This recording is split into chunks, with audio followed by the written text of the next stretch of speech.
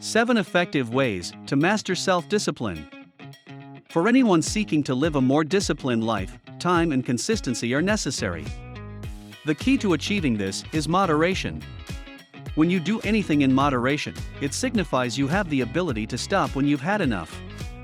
If you want to lose weight or spend less time playing video games, don't make drastic lifestyle changes.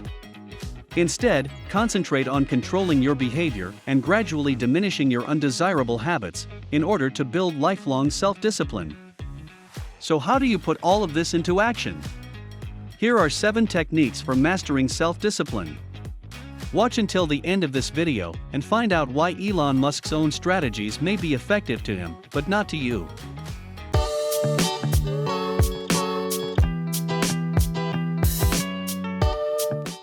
Number 1. Identify your weaknesses. Identifying and admitting your flaws is the first and most crucial step toward becoming a more disciplined person, regardless of what kind of bad habits you have.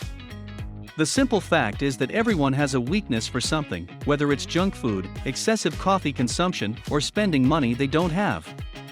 While certain flaws are more harmful than others, the goal of developing self-discipline is to learn how to handle them, rather than eliminate them. Most people never reach this level because they are unable to acknowledge how little control they have over their own behavior. Denial like this can lead to addiction. As a result, it's critical that you handle these problems before they completely consume your life. For many people, the concept of moderation is far less terrifying than fully cutting yourself off. So rather than focusing on which bad habits you need to break, consider which ones you'd like to cut back on. Number 2. Make simple habits for yourself. You'll establish a bunch of new and improved habits on your journey to being a more disciplined person, but it won't happen overnight. Suppose you're attempting to lose 20 pounds.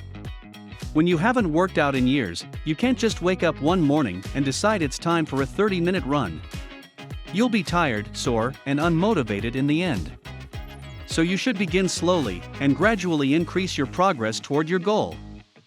Write a list of more achievable, easier workouts that will leave you feeling positive and proud of yourself. Don't forget that the goal isn't to lose all of your weight in one day, but to establish healthy habits that you'll continue to enjoy long after you've achieved your ultimate objective. Number 3. Establish a reward system. Positive reinforcement is an excellent method for ensuring that your new habits continue. So don't be hesitant to reward yourself for your progress. People are more likely to act in a specific manner when they know there is a reward after, just as you would give a dog a treat when they do a trick. This would also encourage them to work even harder, since they have something nice to anticipate.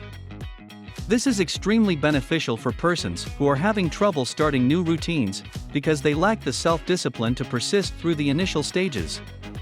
So you've decided to eliminate sugary foods from your diet, but are having trouble sticking to it.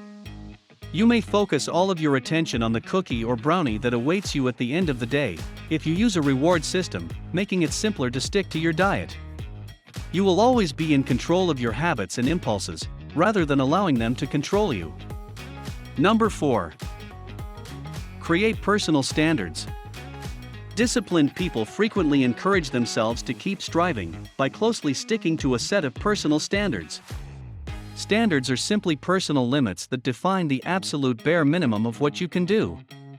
These kinds of limits, however, are only effective if you're ready to hold yourself accountable when you can't achieve them.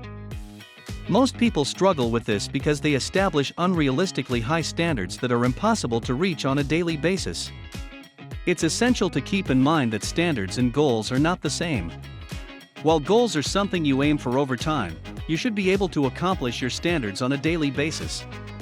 Writers, for example, may set a goal of writing 3,000 words per day, but should manage to write at least 2,000.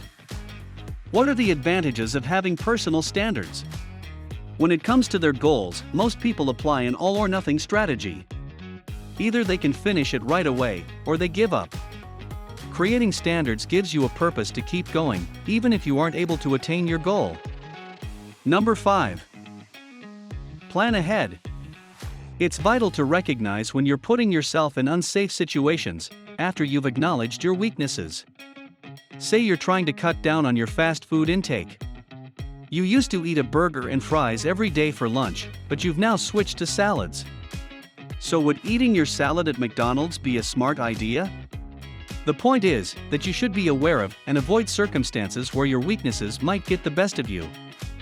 If you want to avoid being distracted by your phone at work, for example, put it on airplane mode first thing in the morning, or keep it in your luggage. Of course, there may be occasions when you will be unable to escape your weaknesses. So plan ahead to make things simpler for yourself.